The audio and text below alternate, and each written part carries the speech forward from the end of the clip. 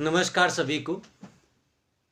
मैं अपने YouTube channel geography by S के सर में सभी बच्चों का स्वागत करता हूं। देखिए, हम राजस्थान के तहत राजस्थान की झीलों का अध्ययन कर रहे हैं, जिनको हमने कल की क्लास में देखा था। राजस्थान की जो झीलें हैं वो दो भागों में थी। एक हमारी खारे पानी की झीलें और दूसरी हमारी मीठे पानी की झीलें।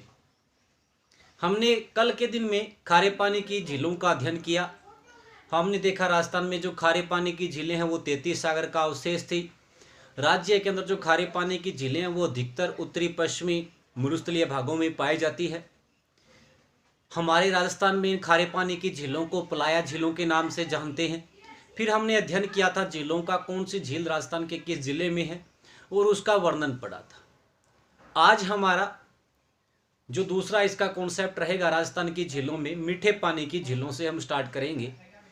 राजस्थान में मीठे पानी की झीलें बहुत सारी हैं, जिनमें से कुछ प्रमुख झीलें हैं जिनका हमें अध्ययन करना है। जैसे जयसमंद झील है, राजस्थान की सबसे बड़ी कृत्रिम मीठे पानी की जो झील है उसके बारे में। राजसमंद झील के बारे में, नक्की झील जैसे माउंट आबू में है, अन्ना सागर झील जो अजमेर के अंदर पड़ती है मीठे पानी की, कोलायत झील जो बीकानेर में है मीठे पानी की, नक्की झील जो माउंट आबू सिरोही के अंदर है।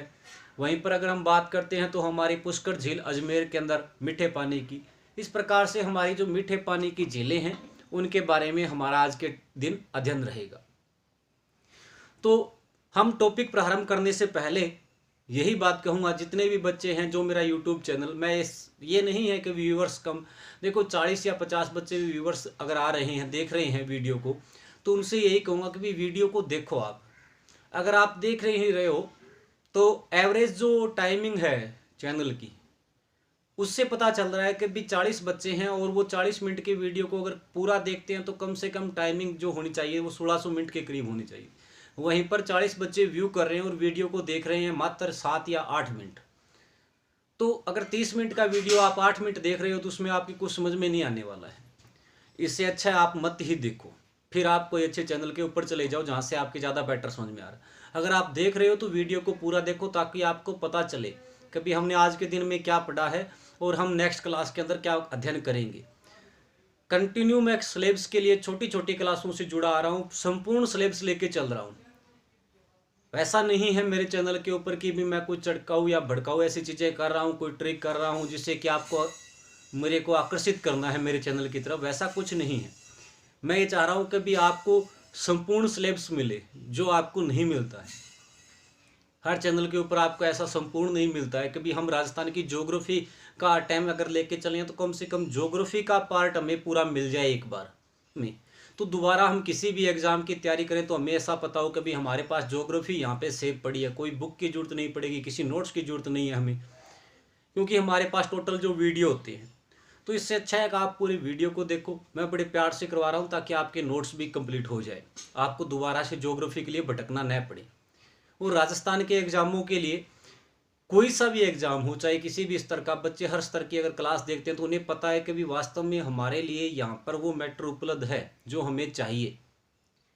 आप इतना विश्वास मेरे पे कर सकते हो कि भी 100% रिजल्ट मिलेगा आपको एग्ज़ामों के अंदर। जब आप बैठोगे तो आपको पता चलेगा वास्तव में एग्ज़ाम से बाहर क्वेश्चन नहीं जा रहा है। तो आप इस वीडियो को देखो पूरा, तभी पता चलेगा आपको कि भी वास्तव में हमें कुछ मिल रहा है।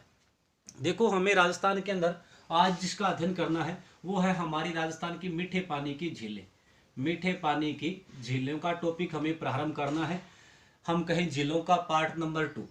मीठे पानी की झीलों की अगर हम बात करते हैं तो सबसे पहले हमारे सामने एक नाम आता है जयसमंद झील। जयसमंद झील, और जयसमंद झील की अगर बात करते हैं तो यह हमारी उदयपुर के अंदर बनी हुई झील है। जयसमंद झील कहाँ पे पड़ती है? उदयपुर के अंदर। सबसे पहले हमने इस झील को उठाया है क्योंकि राजस्थान की सबसे बड़ी कृत्रिम मीठे पानी की झील है। राजस्थान के अंदर मीठे पानी की झीलों की अगर बात करते हैं तो सबसे बड़ी अगर कोई मीठे पानी की झील है तो वो कृत्रिम झीलों की अगर बात करें तो जयसमंद झील है। भारत की ये दूसरी सबसे बड़ी है गोविंद सागर के बाद, और राजस्थान की सबसे बड़ी मीठे पानी की कृत्रिम झील है। देखिए, अगर हम बात करते हैं इस झील का निर्माण की अगर बात करते हैं तो इस झील का निर्माण स्वाई जय सिंह के द्वारा करवाया गया। इस झील का निर्माणकर्ता कौन थे? जयसिंह थे। तो इसका निर्माण जयसिंह के द्वारा करवाया गया। और ये कैसी झील है? तो हम कहेंगे ये कैसी झील है? कृत्रिम झील है। और राजस्थान की सबसे बड़ी, राजस्थान की क्या है? सबसे बड़ी कृत्रिम झील है। राजस्थान की सबसे बड़ी कृत्रिम झील है ये। भारत की दूसरी सबसे बड़ी कृत्रिम झील है और राजस्थान की सबसे बड़ी कृत्रिम झील अगर कोई है तो वो जयसमंद है, मीठे पानी की झील है। सवाई जयसिंह ने निर्माण करवाया था। एक बात ध्यान रखना, एक यहां से एक लाइन ले रहा हूं, देखो समंद समंद वाली जब भी झीलें आए, जैसे जयसमंद झील है और राजसमंद झील आएगी, समंद समंद वाली जो भी झीलें हैं उन झीलों के बारे में ध्यान रखना। दोनों समंद समंद झीलों का निर्माण डेभर झील गोमती नदी के जल को रोककर करवाया गया। इन दोनों झीलों का निर्माण किससे करवाया गया है? गोमती नदी के ऊपर बांध बनाकर करवाया गया है। ये ध्यान रखना, क्वेश्चन पूछा भी जा चुका है कि राजस्थान की किन दो झीलों का निर्माण गोमती नदी पर बांध बनाकर करवाया गया है? तो दोनों जो समंद समंद वाली झीलें हैं, राजसमंद का निर्माण भी गोमती नदी पर करवाया गया है और जयसमंद झील का निर्माण भी गोमती नदी के ऊपर बांध बनाकर करवाया गया है। तो ये हमारी एक लाइन है, देखिए समंद समंद वाली दोनों झीलें गोमती नदी पर बांध बनाकर करवाया गया है। अगर हम बात करते हैं तो देखो ये झील कुछ इस प्रकार की, अगर हम बनावट की बात करते हैं तो ये इस प्रकार से कुछ झील फैली हुई है। अब इस झील के अंदर खास बात क्या है कि जयसमंद झील के अंदर अगर हम बात करते हैं तो 7 टापू बने हुए इस झील में। इस प्रकार से 7 टापू बने हुए हैं, छोटे बड़े। इस प्रकार से हमारे पास कहें, हमारे पास कितने टापू है इस झील में? 7 टापू है। ये जो 7 टापू है इनमें से क्वेश्चन आता है कि इस झील में जो सबसे बड़ा टापू है उसे क्या नाम दिया गया और सबसे छोटे टापू को क्या नाम दिया गया? जो क्षेत्रफल में इसमें सबसे बड़ा टापू है इसे तो कहा जाता है बाबा का भांगड़ा। सबसे बड़े टापू को तो क्या कहा जाता है? सब बाबा का भांगड़ा। जो सबसे बड़ा टापू है, जयसमंद झील के अंदर 7 टापू बने हुए हैं, ये ध्यान रखना। और 7 टापुओं की अगर बात करते हैं तो सबसे बड़ा जो टापू है वो कौन सा है? बाबा का भांगड़ा। और सबसे जो छोटा टापू है उसका नाम क्या है? प्यारी है। सबसे छोटे टापू का नाम क्या है? प्यारी। क्वेश्चन पूछा भी जा चुका है कि जयसमंद झील में बने हुए सबसे छोटे टापू का नाम क्या है? तो सबसे छोटा टापू है वो प्यारी है। सबसे बड़ा जो टापू है उसका नाम क्या है? बाबा का भांगड़ा। इसके अलावा ध्यान रखना, यहाँ पर जो ये 7 टापू बने हुए हैं, इन 7 टापुओं के अंदर कौन सी जाति के लोग निवास करते हैं? इन जो जयसमंद झील के अंदर 7 टापू है, उन 7 टापुओं में कौन सी जाति के लोग निवास करते हैं? तो यहाँ पर ध्यान रखना, भील और मीणा जाति के लोग, भील और मीणा जाति के लोग, भील और मीणा जाति के लोग क्या है? निवास करते हैं। ये क्वेश्चन भी आ चुका है कि अभी जयसमंद झील में बने हुए टापुओं में कौन सी जाति के लोग निवास करते हैं? तो भील और मीणा जाति के लोग इन टापुओं में क्या करते हैं? निवास करते हैं। सबसे बड़ा टापू कौन सा है? बाबा का भांगड़ा। सबसे छोटा कौन सा है? प्यारी। यहाँ पर एक अन्य टापू कोई सा भी ले लें, जैसे ये टापू है, एक अन्य टापू जिसका नाम है बाबा का मगरा, बाबा का मगरा। यहाँ पर एक अन्य टापू जिसका नाम है बाबा का मगरा। इस टापू के ऊपर एक होटल बनाया गया जिसे हम कहते हैं Iceland resort, Iceland resort hotel. Iceland resort क्या बनाया गया है? होटल बनाया गया है। आइसलैंड रिसोर्ट होटल बना हुआ है एक अन्य टापू के ऊपर जिसका नाम है बाबा का मगरा। यहाँ पर एक होटल का निर्माण किया गया और होटल कौन सा है? आइसलैंड रिसोर्ट होटल का निर्माण किया गया है। तो जयसमंद झील निर्माण करवाया जयसिंह ने।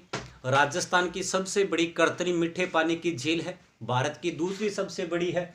भारत की सबसे बड़ी गोविंद सागर कृत्रिम झील है। तो भारत की ये दूसरी सबसे बड़ी हो जाएगी। राजस्थान की सबसे बड़ी कृत्रिम झील है।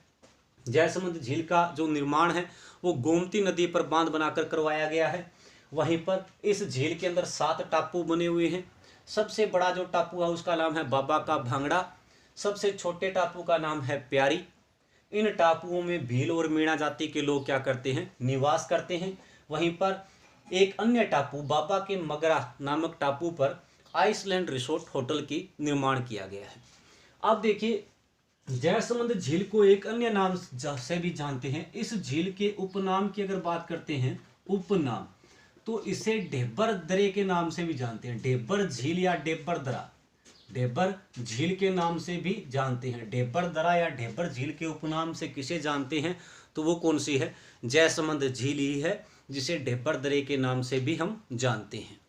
इसके बाद में अगर हम बात करते हैं क्या देखो, इसके अंदर यहाँ पर अगर हम भील और मीणा जाति के लोग निवास करते हैं तो इस झील के अंदर कौन सी नदियां हैं जो अपना जल लेके आती हैं। जयसमंद झील में जल डालने वाली नदियां कौन सी है। तो जयसमंद झील के अंदर अगर हम जल डालने वाली नदियों की बात करते हैं तो यहाँ पर ध्यान रखना, एक तो हमारी कौन सी नदी हो जाएगी, गोमती नदी, गोमती झावरी और केलवा, गोमती झावरी और केलवा, ये 3 नदियां हैं जो अपना जल किस में लाकर डालती है, जयसमंद झील के अंदर डालती है। बहुत ही शानदार क्वेश्चन, वन लाइनिंग क्वेश्चन बनते हैं और हर एक क्वेश्चन को लेके मैं चल रहा हूँ। अगर आप कॉन्सेप्ट को क्लियर करते हो तो ये सारी चीज़ें आपको याद रहेंगी, क्योंकि बहुत ही शानदार झील है, क्वेश्चन पूछे जाते हैं बार बार। तो मैंने हर एक क्वेश्चन की बात की है। वहीं पर देखो, कभी यहाँ पर जयसमंद झील है, इसमें जल डालने वाली नदियाँ कौन सी है, यहाँ पर इन टापुओं में कौन सी जाति के लोग निवास करते हैं, टापुओं के क्या क्या नाम है, सबसे बड़ा टापू कौन सा है, सबसे छोटा कौन सा है, आइसलैंड रिसोर्ट होटल कौन से टापू पर बनाया गया है, राजस्थान की सबसे बड़ी कृत्रिम झील कौन सी है मीठे पानी की, निर्माण किसने करवाया, जयसमंद झील को किस उपनाम से जानते हैं, सारी बातें हम इसमें कर रहे हैं। अब देखिए, इस जयसमंद झील के पूर्व में, यानी पूर्व ये जो इसका भाग है, यहाँ पर इस जयसमंद झील के पूर्व में एक पठार फैला हुआ है, जिससे भी क्वेश्चन पूछा जा चुका है कि जयसमंद झील के पूर्व में फैले हुए पठारी भाग को क्या कहा जाता है। तो जयसमंद झील के पूर्व में अगर हम बात करते हैं तो एक पठार जो फैला हुआ है वो है लासड़िया का पठारी भाग, लसाड़िया का पठारी भाग, ये इस झील के क्या है, पूर्व के अंदर फैला हुआ है। ध्यान रखना, जयसमंद झील के पूर्व में कौन सा पठारी भाग फैला हुआ है, तो वो पठारी भाग कौन सा है, लासड़िया का पठारी भाग जयसमंद झील के पूर्व में फैला हुआ है। तो ये हमारी पहली झील, जिससे जितने भी क्वेश्चन बनते हैं उनकी हमने बातें की है। रिपीट कर देता हूँ 1 सेकंड के अंदर ही। जयसमंद झील निर्माण करवाया जयसिंह ने, गोमती नदी पर बांध बनाकर निर्माण करवाया गया, डेबर झील के उपनाम से इसे जानते हैं, राजस्थान की सबसे बड़ी कृत्रिम मीठे पानी की झील है, वहीं पर भारत की दूसरी सबसे बड़ी कृत्रिम मीठे पानी की झील है, भारत की सबसे बड़ी गोविंद सागर झील है मीठे पानी की। ध्यान रखना, इस झील में जल डालने वाली नदियां कौन सी है, तो गोमती, झावरी और केलवा नदियां हैं जो इसमें अपना जल लेके आती है। वहीं पर इसके अंदर 7 टापू बने हुए हैं, सबसे बड़ा टापू है बाबा का भंगड़ा, सबसे छोटा है प्यारी टापू। हम बात कर रहे हैं एक अन्य टापू जिस पर बाबा का मगरा नाम है, आइसलैंड रिसोर्ट होटल बनाया गया है। वहीं पर इस झील के पूर्व में लासड़िया का पठारी भाग फैला हुआ है, तो इस झील के टापुओं में भील और मीणा जाति के लोग क्या हैं, निवास करते हैं। तो देखिए, अब जयसमंद झील के अंदर ना यहाँ पर जीव पाए जाते हैं, जलचर पाए जाते हैं, इसलिए इसे ना एक और नाम से ही जानते हैं। ध्यान रखना, जलचरों की बस्ती किसे कहा जाता है, जलचरों की बस्ती के उपनाम से किस झील को जाना जाता है, जलचरों की बस्ती के उपनाम से किस झील को जानते हैं, तो वो भी कौन सी है, जयसमंद झील ही है। जयसमंद झील के अंदर अनेक प्रकार के जलीय जीव पाए जाते हैं, इसलिए इसे जलचरों की बस्ती के उपनाम से भी जानते हैं। तो बढ़ते हैं हम हमारी नेक्स्ट झील की ओर।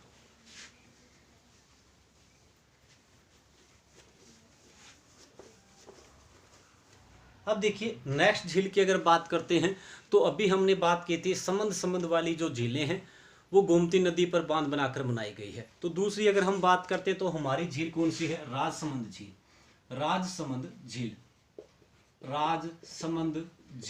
और राजसमंद जो झील है मीठे पानी की, ये हमारे राजसमंद जिले के अंदर ही बनी हुई है, राजसमंद जिले के अंदर बनी हुई है राजसमंद झील, मीठे पानी की झील है। निर्माण किसने करवाया, तो निर्माण की जब हम बात करते हैं तो इसका निर्माण करवाने वाला जो व्यक्ति था वो कौन था, राज सिंह के द्वारा ही इसका निर्माण करवाया गया था। राज सिंह के द्वारा इसका क्या करवाया गया था, निर्माण करवाया गया था।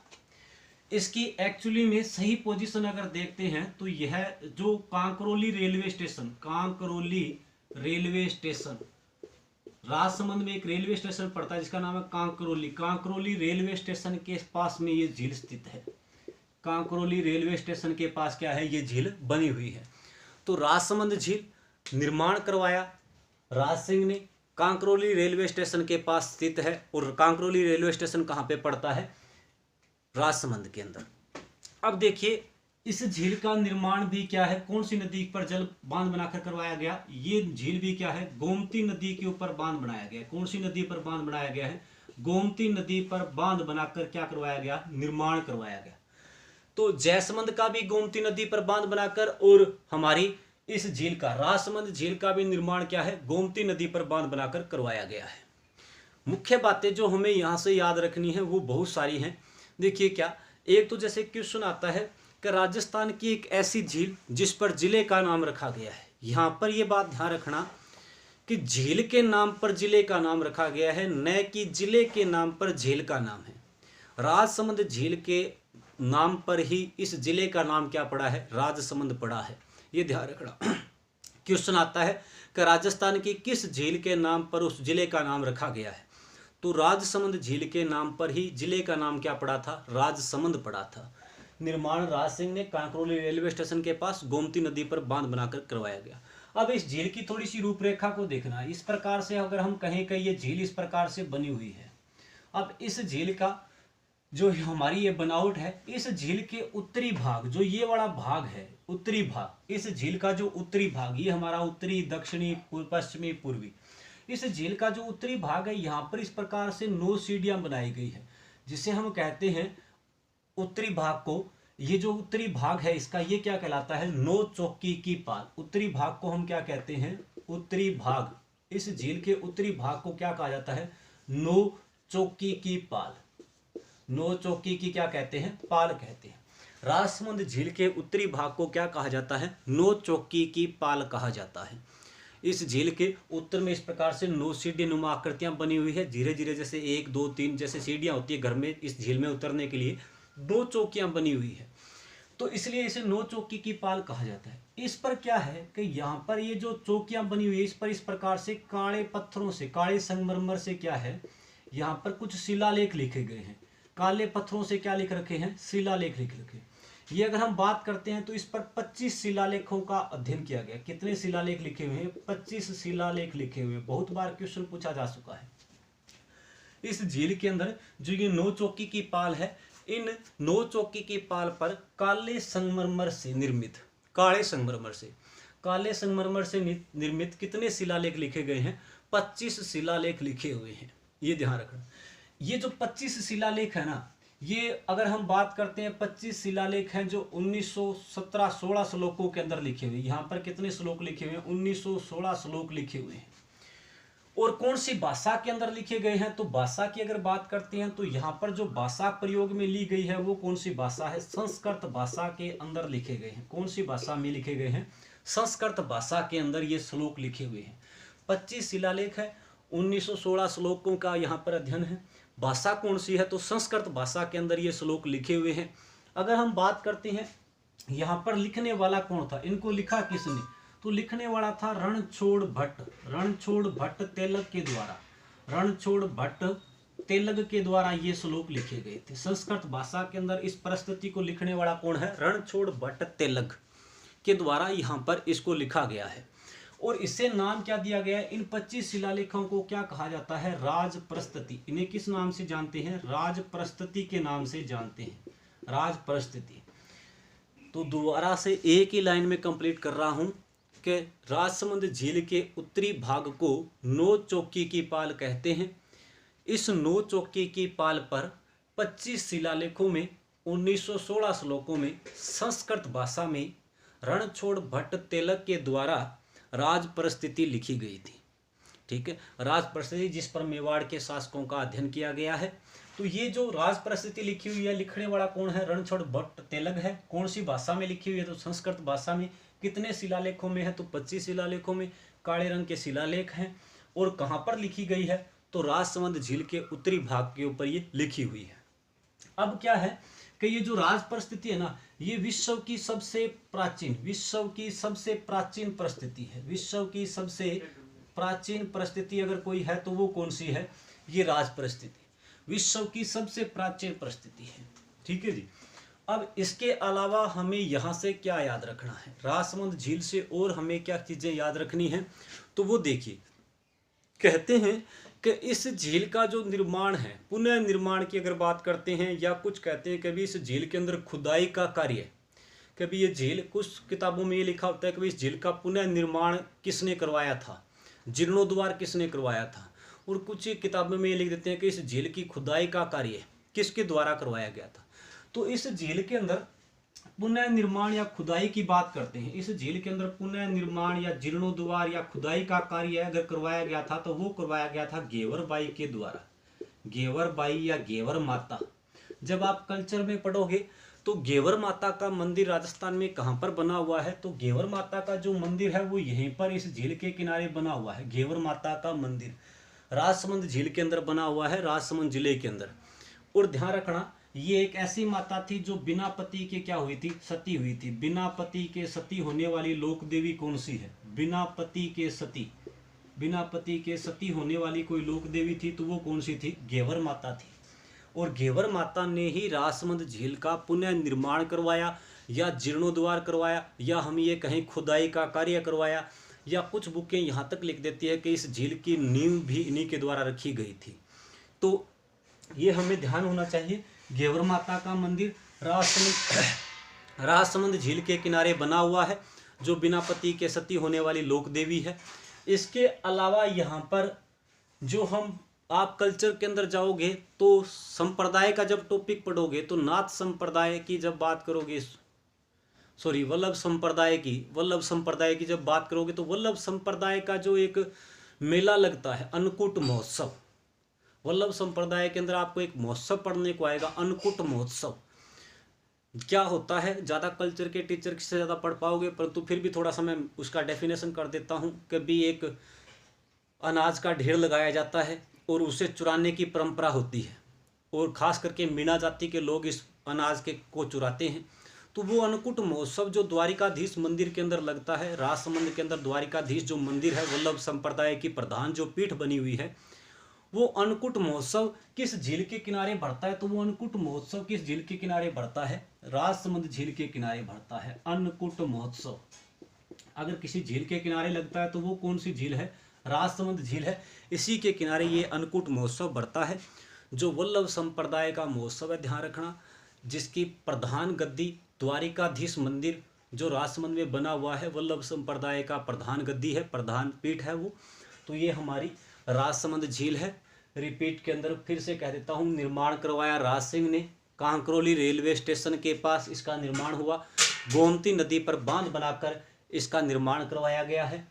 इस झील का पुनः निर्माण जीर्णोद्वार या इसकी नींव रखने वाली कौन थी, घेवर बाई थी, घेवर माता जिसको हम कहते हैं, जिनका मंदिर भी राजसमंद झील के ऊपर बना हुआ है। घेवर बाई, घेवर माता बिना पति के सती होने वाली राजस्थान के अंदर प्रथम उदाहरण है, लोक देवी है ये। अब बात करते हैं, इस झील के उत्तरी भाग को नौ चौकी की पाल कहा जाता है। इस नौ चौकी की पाल पर 25 काले शिलालेखों में 1916 श्लोकों में संस्कृत भाषा के अंदर रणछोड़ भट्ट तेलक के द्वारा राज परिस्थिति लिखी गई, जो विश्व की सबसे प्राचीन परिस्थिति है। ठीक है जी। तो इस मंदिर के किनारे वल्लभ संप्रदाय का प्रमुख महोत्सव अन्नकूट महोत्सव भी लगता है। तो ये हमारी राजसमंद झील के बारे में बातें। ध्यान रखना, एकमात्र ऐसी झील जिसके नाम पर जिले का नाम रखा गया है, न कि जिले के नाम पर झील का नाम पड़ा हुआ है।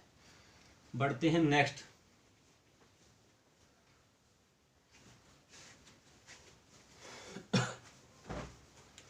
अब इसके बाद में अगर बात करते हैं तो हम देखिए हमारी दो बड़ी झीलों के बारे में बात कर चुके हैं। झीलों का टॉपिक काफ़ी बड़ा है। मीठे पानी की जो झीलें हैं राजस्थान में काफ़ी सारी है।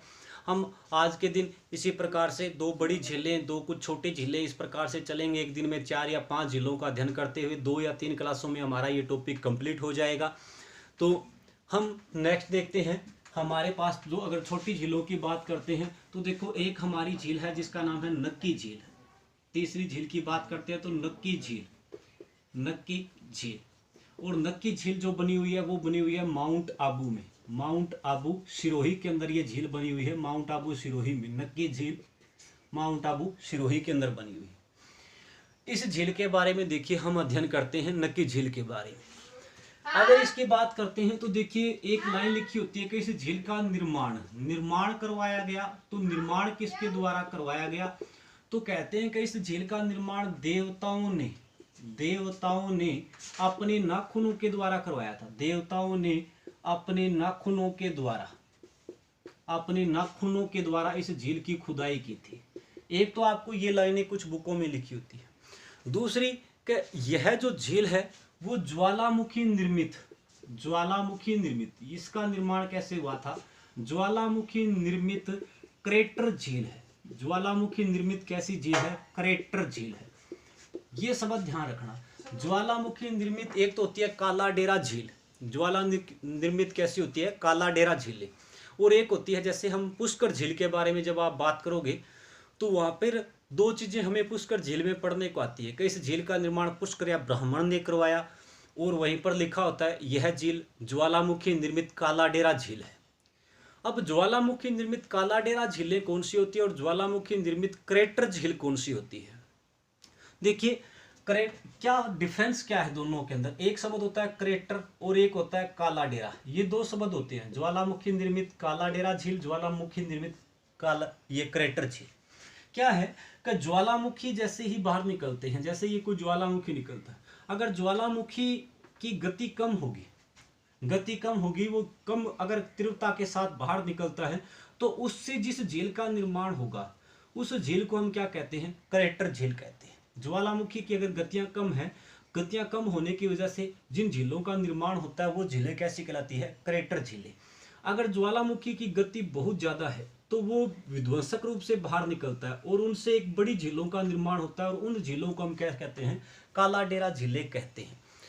तो हमारी ज्वालामुखी निर्मित काला डेरा झील तो है पुष्कर झील, और ज्वालामुखी निर्मित क्रेटर झील कौन सी है? ये नक्की झील है, माउंट आबू के अंदर जो बनी हुई है। तो इसमें देखिए, अगर हम आगे बात करते हैं कि यह ज्वालामुखी निर्मित क्या है? क्रेटर झील है। तो इसके बाद में देखिए हमारे लिए क्या है यहाँ से हम राजस्थान की सबसे ऊंची झील, राजस्थान की सबसे ऊंचाई पर स्थित अगर कोई झील है, राजस्थान की सबसे ऊंची कोई झील है तो वो कौन सी है? नक्की झील है, माउंट आबू के अंदर। राजस्थान की सर्वाधिक ऊंचाई पर स्थित झील कौन सी है? तो राजस्थान की सर्वाधिक ऊंचाई पर स्थित झील कौन सी है? नक्की झील, माउंट आबू के अंदर, जिसका निर्माण देवताओं ने करवाया, या ज्वालामुखी निर्मित क्या है? क्रेटर झील है। अब हमसे क्वेश्चन पूछा जाता है कि भारत के अंदर ऐसी दो झीलें जिनका जल अक्सर सर्दियों में जम जाता है, या हम ये कहें राज्य की एकमात्र ऐसी झील जिसका जल सर्दियों में जम जाता है। तो राजस्थान की अगर हम बात करते हैं तो राज्य की तो ये एकमात्र ऐसी झील है, राज्य की ये एकमात्र ऐसी झील है जिसका जल क्या है? सर्दियों में जम जाता है, जिसका जल सर्दियों में क्या है? जम जाता है। सर्दियों में इसका जल क्या है? जम जाता है। और भारत के अंदर ऐसी दो झीलें हैं। भारत के अंदर अगर हम बात करते हैं तो एक तो हमारी डल झील है जो जम्मू कश्मीर में पड़ती है, भारत के अंदर डल झील जम्मू कश्मीर की, और दूसरी हमारी नक्की झील माउंट आबू की। ये भारत की दो ऐसी झीलें हैं जिनका जल क्या है? सर्दियों में जम जाता है। और राज्य की एकमात्र ऐसी झील जिसका जल सर्दियों में जम जाता है तो वो कौन सी है? नक्की झील, माउंट आबू, राजस्थान की सबसे ऊंचाई पर स्थित झील जो है। इसके बाद में देखिए कि यह इस झील की अगर बात करते हैं तो राज्य की एकमात्र ऐसी झील है जिसे हिल स्टेशन घोषित किया गया है। हिल स्टेशन घोषित किया गया है। राजस्थान की एकमात्र ऐसी झील जो ऊंचाई पर होने की वजह से हिल स्टेशन, पर्यटकों के क्षेत्र में इस झील को खोला जो गया है, हिल स्टेशन बनाया गया है इस झील को।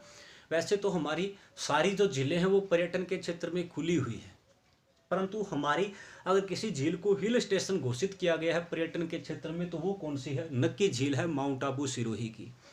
इसके अलावा अगर हम बात करते हैं तो देखो यहाँ से और क्या है, ग्रासिया जो जाति है, ग्रासिया जाति के लोग, जब आप जनजातियों में पढ़ोगे ग्रासिया जो जनजाति है, ग्रासिया जनजाति के लोग जो हैं इस झील को अपने पूर्वजों की पवित्र झील मानते हैं। ये ग्रासिया जनजाति के जो लोग होते हैं वो अपने पूर्वजों की अस्थियां किस झील के अंदर बहाते हैं?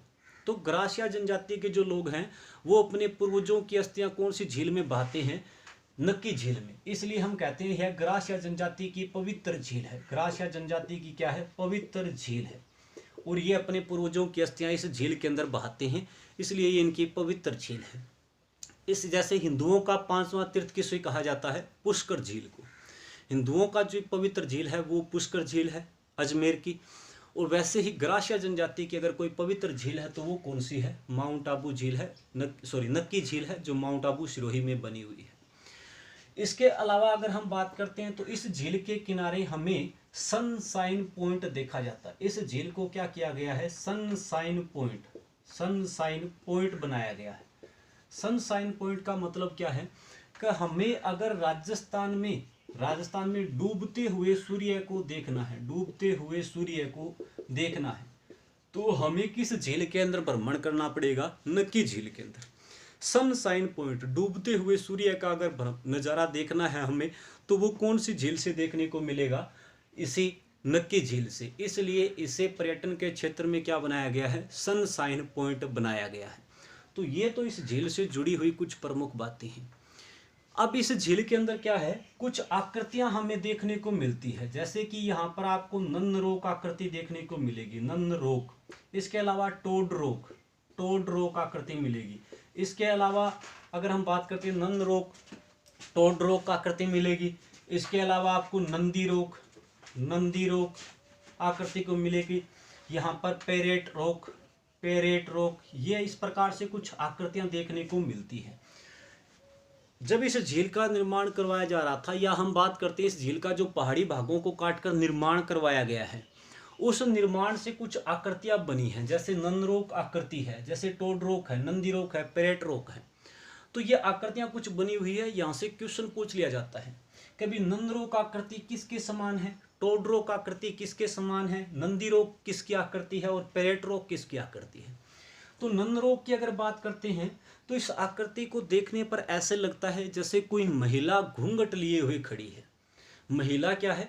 कोई महिला है और उसने घूंघट निकाल रखा हो, ऐसी आकृति यहाँ पर बनी हुई है। और महिला घूंघट लिए के समान जो खड़ी है वो आकृति कौन सी है? नंद रोक आकृति है। जैसे टोड रोक से आपसे पूछ ले, टोड रोक आकृति किसकी है? तो ये मेंढक के समान आकृति है।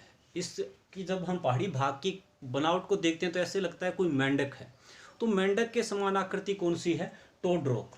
वहीं पर नंदी रोक की अगर बात करते हैं तो जो शिव जी का बैल था नंदी, उसके समान आकृति बनी हुई है। नंदी रोक आकृति किसकी है? बैल की आकृति है। वहीं पर पेरेट रोक, तो पेरेट का मतलब है तोता से, तो तोता की आकृति यहाँ पर बनी हुई है। तो इस प्रकार से नंद रोक बनी हुई है यहाँ पर, महिला घूंघट लिए हुए, टोड रोक मेंढक की आकृति, नंदी रोक बैल की आकृति और पेरेट रोक तोते की आकृति। तो यहाँ पर इस प्रकार से कुछ आकृतियां हैं। दोबारा रिपीट कर देता हूँ, माउंट आबू झील को जो सिरोही के अंदर है, निर्माण देवताओं ने अपने नाखूनों के द्वारा करवाया। ज्वालामुखी निर्मित यह क्रेटर झील है, राजस्थान की सबसे ऊंची झील है। दूसरा, राज्य की एकमात्र झील जिसका जल सर्दियों में जम जाता है। फिर राजस्थान की ऐसी झील जिसे पर्यटन के क्षेत्र में हिल स्टेशन घोषित किया गया है, हिल स्टेशन बनी हुई है। फिर ग्रासिया जनजाति के जो लोग हैं वो अपने पूर्वजों की अस्थियां किस झील में बहाते हैं, तो वो झील कौन सी है? नक्की झील है, इसलिए इसे पवित्र झील का भी दर्जा मिला हुआ है। फिर इसके अलावा इस झील को पर्यटन के क्षेत्र में सनशाइन पॉइंट घोषित किया गया है, यानी डूबते हुए सूर्य का नज़ारा हम देख सकते हैं यहाँ से।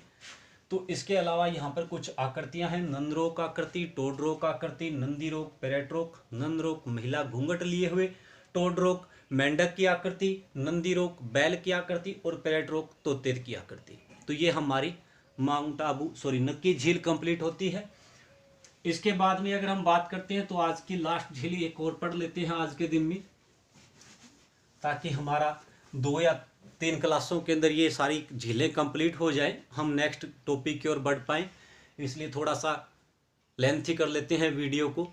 तो हमने 3 झीलों का अध्ययन किया है, जैसमंद, राजसमंद और नक्की झील। एक छोटी सी झील और पढ़ लेते हैं जिसका नाम है कोलायत झील।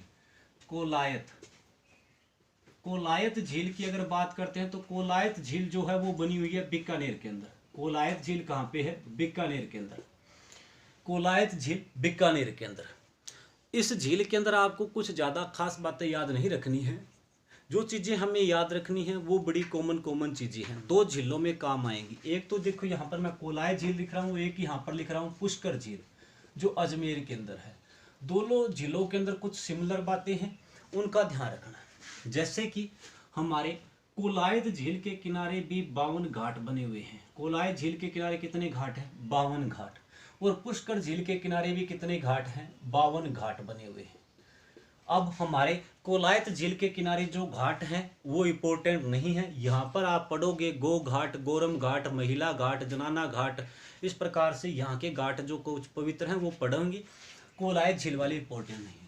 देखो कोलायत झील में जो मेला भरता है वो कब भरता है? कार्तिक पूर्णिमा को। कोलायत झील में कब मेला भरता है? कार्तिक पूर्णिमा को मेला लगता है।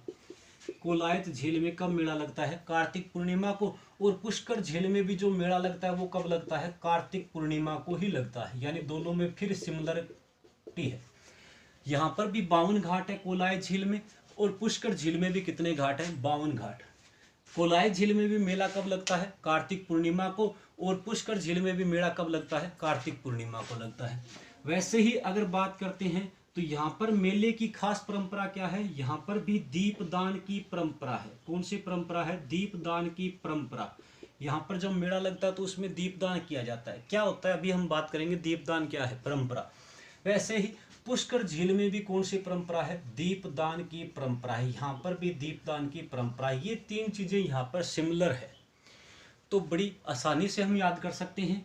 कोलायत झील में 52 घाट, पुष्कर में 52 घाट। कोलायत झील में मेला कब? कार्तिक पूर्णिमा को। पुष्कर झील में भी मेला कब? कार्तिक पूर्णिमा को। यहाँ पर भी मेले की खास बात क्या है? दीपदान की परंपरा। और यहाँ पर भी मेले की खास बात क्या है? दीपदान की परंपरा। अब होती क्या है दीपदान की परंपरा?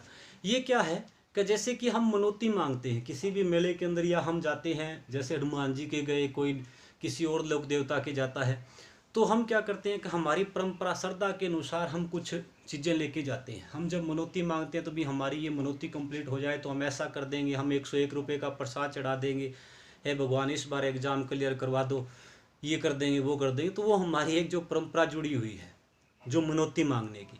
यहाँ पे क्या है, लोग जब मेले के अंदर जाते हैं तब क्या करते हैं, मिट्टी का एक दीपक लेते हैं और मिट्टी का दीपक लेकर उसे जलाकर झील में प्रवाहित कर देते हैं। अब झील में जब प्रवाहित करते हैं तो उसके साथ में वो क्या है, अपनी परंपरा मांग रहे, अपनी जो प्रार्थना है वो भगवान से कर रहे हैं कि भी मुझे इसमें कुछ लगवा दो अब की बार, तो मैं यहाँ पर मेले के अंदर आता रहूँगा आपके। तो वो जो मनौती मांगते हैं तब दीपदान करते हैं। वही जो दीपदान करना, दीपदान की परंपरा बन चुकी है यहाँ पर, जब यहाँ पर ये मेला लगता है। तो इस प्रकार से अब हमारी ये झील है उसके बारे में बात कर लेते हैं। देखिए कोलायत झील के किनारे जो है इस कोलायत झील के किनारे कपिल मुनि का आश्रम बना हुआ है। किसका आश्रम है? कपिल मुनि का आश्रम। कपिल मुनि का आश्रम किस झील के किनारे बना हुआ है? तो वो झील कौन सी है? कोलायत झील, बीकानेर के अंदर कपिल मुनि का आश्रम इस झील के किनारे बना हुआ है। इसके अलावा अगर हम बात करते हैं तो ये कपिल मुनि सांख्य दर्शन के प्रणेता थे। सांख्य दर्शन के प्रणेता कपिल मुनि थे, जिनका मेला यहाँ पर जो आश्रम यहाँ पर जो बना हुआ है इस झील के अंदर। इसके अलावा ध्यान रखना, इसे राजस्थान का, इस झील को हम राजस्थान का मरु उद्यान कहा जाता है। राजस्थान का मरु उद्यान के उपनाम से किसे जानते हैं? एक तो आता है पानी का शुद्ध दर्पण किसे कहा जाता है? पानी का शुद्ध दर्पण किस झील को कहा जाता है? तो वो तो है गजनेर झील, जो बीकानेर में ही पड़ती है। गजनेर झील बीकानेर पानी का शुद्ध दर्पण कहलाती है। उपनाम बहुत ही इंपॉर्टेंट है वो। पानी का शुद्ध दर्पण किस झील को कहा जाता है? तो गजनेर झील बीकानेर को। और राजस्थान का मरु उद्यान किसे कहा जाता है? तो वो किस झील को कहते हैं? कोलायत झील को कहा जाता है, जो बीकानेर में ही है, राजस्थान का मरु उद्यान। अब इस झील से जुड़ा हुआ अंतिम कॉन्सेप्ट अच्छे से सुनना। क्वेश्चन पूछा भी गया था टीचर एग्जाम के अंदर, और क्वेश्चन आया था कि भी कोलायत झील के अंदर कौन सी जाति के लोग स्नान नहीं करते हैं। और वहाँ पर 4 जातियाँ दी हुई थी, जिसमें एक नाम था चारण जाति। ये ध्यान रखना, यहाँ पर कौन सी जाति के लोग स्नान नहीं करते हैं, तो वो कौन सी जाति है? चारण जाति के लोग। चारण जाति के लोग यहाँ पर लिख देता हूँ, ऊपर दिखाई नहीं दे रहा हो। तो चारण जाति के जो लोग होते हैं, ये चारण जाति का जो समाज होता है, वो चारण जाति के लोग कभी भी कोलायत झील के अंदर भाग नहीं लेते हैं। क्यों नहीं लेते हैं? इसके पीछे की स्टोरी की अगर हम बात करते हैं तो वैसे तो ये कल्चर वाले टीचर से आप पूछना, एक तो जो देवताओं के जो नाखूनों के द्वारा झील का निर्माण किया गया था, वो बड़ी पीछे उसकी बढ़िया कहानी है। राजस्थान के अंदर एक प्रेम गाथा उससे जुड़ी हुई है, रसिया और बालम की। कभी टाइम मिलेगा तो उनसे पूछना, रसिया और बालम माउंट आबू सिरोही से जुड़े हुए हैं। उस झील का निर्माण करवाने के अंदर जो देवताओं की नाम आती है तो उन्हीं की वजह से आता है। आज राजस्थान के अंदर सबसे बड़ा जो प्रेम का प्रतीक माने जाने वाला जो मंदिर है वो वही है रसिया बालम का मंदिर, जो माउंट आबू सिरोही के अंदर उसी झील के अंदर बना हुआ है। और उन्हीं के द्वारा, बालम के द्वारा ही उस झील का निर्माण किया गया था अपने नाखूनों के द्वारा। तो वो भी बहुत ही शानदार स्टोरी है उसके पीछे, हम वहाँ पर जड़ी ज़्यादा बात नहीं करेंगे स्टोरियों से। दूसरी जो हमारी ये है, कभी यहाँ पर चारण जाति के लोग भाग क्यों नहीं लेते इस झील के अंदर? तो देखिए, बीकानेर के अंदर ही देशनोक है, और देशनोक में आप पढ़ते हो करणी माता को। देशनोक में किसको पढ़ने को आता है? करणी माता। करणी माता की बात करते हैं तो करणी माता के जो पूर्वज हैं वो कौन से हैं? चारण जाति के लोग। करणी माता को अपना पूर्वज मानने वाले कौन से हैं? चारण जाति के लोग। क्योंकि करणी माता का जो बचपन का रिद्धुबाई के बारे में आप बात करते हो तो उस रिद्धुबाई के मंदिर के अंदर सफ़ेद चूहे पाए जाते हैं। करणी माता के मंदिर में क्या देखने को मिलेंगे? सफ़ेद चूहे, जिन्हें काबा कहा जाता है। उनकी जब बात करते हैं तो चारण समाज के जो लोग होते हैं वो ये कहते हैं कि अभी ये हमारे बुजुर्ग हैं, ये जो सफ़ेद चूहे हैं ये हमारे बुजुर्ग हैं, हमारे पूर्वज हैं ये। तो वो पूर्वज हैं, चारण समाज पूरा का पूरा करणी माता को मानता है। अब क्या हुआ था, करणी माता निसंतान थी, उन्हें कोई संतान की प्राप्ति नहीं होती है। क्योंकि जैसे उनका विवाह होता है, विवाह के कुछ समय बाद वो अपने बहन, छोटी बहन का विवाह है अपने पति से कर देती है और वो चली जाती है वहाँ से। आप ये पूरी कल्चर के अंदर पढ़ोगे तो खुद निसंतान थी, अपनी बहन से बच्चा गोद लेती है करणी माता, जिसका नाम बालक राव है। जब आप कल्चर में पढ़ोगे तो पता चलेगा।